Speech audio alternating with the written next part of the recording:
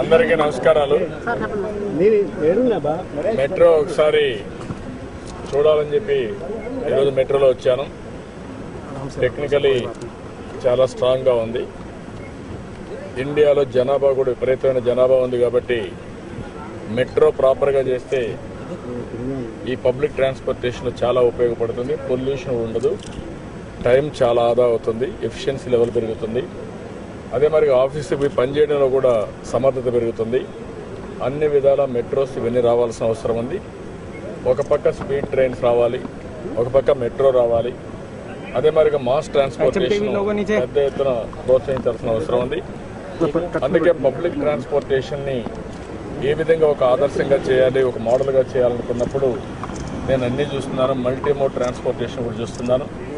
అది fast trains కావచ్చు, metro కావచ్చు, ఎయిర్ ఫ్లైట్స్ కావచ్చు, లేకపోతే రోడ్డు కావచ్చు, ఇవన్నీ కూడా ఇంటిగ్రేట్ చేయాల్సిన అవసరం ఉంది. భారతదేశం కూడా రాబోయే రోజుల్లో పెద్ద ఎత్తున డెవలప్ అవుతుంది కాబట్టి మనం ఏ పని చేసినా దాన్ని దూరదృష్టితో లాంగ్ టర్మ్ విజన్తో పనిచేయాలి.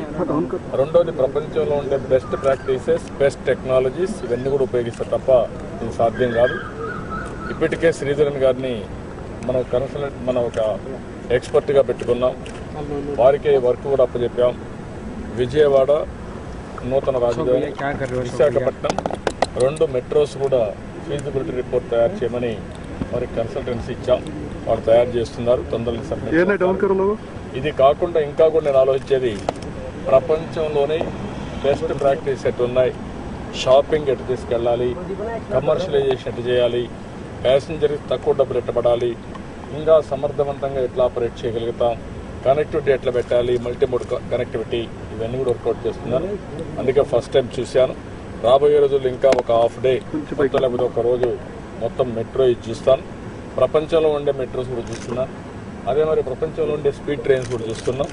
అవన్నీ కూడా మన రాష్ట్రంలో రావడానికి ఏ విధంగా ఉపయోగపడతాయో అవన్నీ వర్కౌట్ చేస్తున్నాం. ఫైనాన్షియల్ వయబిలిటీ ఉండదు అనేది మొదటి నుంచి 2 విషయాలు ఉన్నాయి. ఫైనాన్షియల్ వయబిలిటీ చేయాల్సిన అవసరం ఉంది.